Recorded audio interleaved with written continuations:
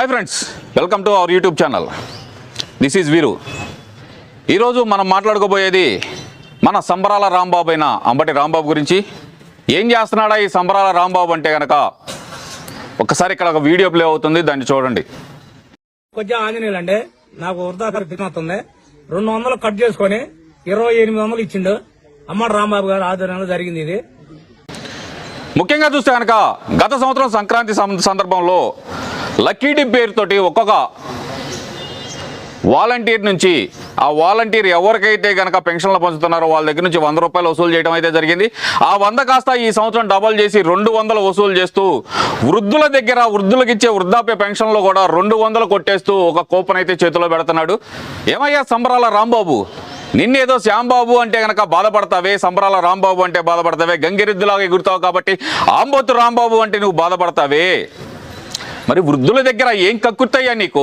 గతంలో చూసాం, ఒక బీసీ సోదరుడు సెప్టిక్ ట్యాంక్ క్లీన్ చేస్తూ దాంట్లోకి దిగితే చనిపోవటం జరిగింది. అతని దగ్గర కూడా 2.5 లక్షల రూపాయలకి కక్కుర్తి పడ్డ రకాన్ని నువ్వు.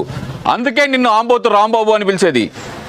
అంతేగాని జనాలకి నీ మీద అలాంటి కోపం అనేది ఉండదు. ఇంకో విషయానికి వస్తే కనుక నువ్వు మాటకు ముందలో ఒకసారి, మాటకు తర్వాత ఒకసారి జగనన్న తోపు దమ్ముంటే ఆపు అంటున్నావు.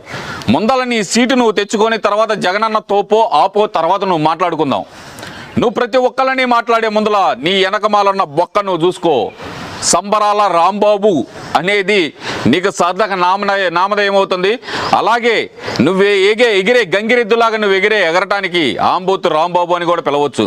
వృద్ధుల దగ్గర కూడా 200 రూపాయలకి కక్కుర్తి పడటం. పోయినసారి హైకోర్టు చెప్పుతో కొట్టింది గుర్తులేదా నీకు? హైకోర్టు చెప్పుతో కొట్టింది గుర్తులేదా? మర్చిపోయావా? ఇంకో విషయానికి వస్తే కనుక ఈ సంవత్సరం కూడా హైకోర్టు రెడీగా ఉంది నిన్ను కొట్టడానికి. నువ్వు తీసుకునే 200 రూపాయలు వాలంటీర్లు ఎవరైతే కలెక్ట్ చేశారో, క్లియర్గా చెప్తున్నాను, వాలంటీర్లు ఎవరైతే కనుక 200 రూపాయల కాడికి వృద్ధాప్య పెన్షన్లదారుల దగ్గర ఎవరి దగ్గర అయితే కనుక వసూలు చేశారో వాళ్ళ మీద కూడా తీవ్ర చర్యలు అనేది ఉండబోతున్నాయి. ఇందులో ఎలాంటి మార్పు ఉండదు. ఎవరో చెప్పారు అని చెప్పి మీరు 200 వాళ్ళ దగ్గర బలవంతంగా వసూలు చేశారో ఈ లక్కీ డిప్ అనేది రాష్ట్రంలో లాటరీ పద్ధతే అనేది నిషేధం. ఆ చట్టాన్ని అనుసరించి ఎవరైతే 200 వసూలు చేసిన వాలంటీర్లు ఉన్నారో ఆ వాలంటీర్లు కూడా శిక్షకి అర్హులు కాబోతున్నారు. సంబరాల రాంబాబు ఆంబోతు రాంబాబు చెప్పాడు అని చెప్పి మీరు అతను చెప్పిందల్లా ఆడిందల్లా ఆట పాడిందల్లా పాట చేస్తూ ఉంటే కనుక మీరు కూడా జైలుకి వెళ్ళే అవకాశం ఉంది. ఖబర్దార్, జాగ్రత్త. ఆంబోతు రాంబాబు, సంబరాల రాంబాబు, నీకు ఇంకొకటి కూడా చెబుతున్నా, ఎక్కువ తక్కువ ప్రతిపక్షాలను ఉద్దేశించి ఎక్కువ తక్కువ కనుక నువ్వు మాట్లాడితే నీకు కూడా త్వరలో అదే రిటార్ట్ వస్తుంది. జాగ్రత్త. Signing off.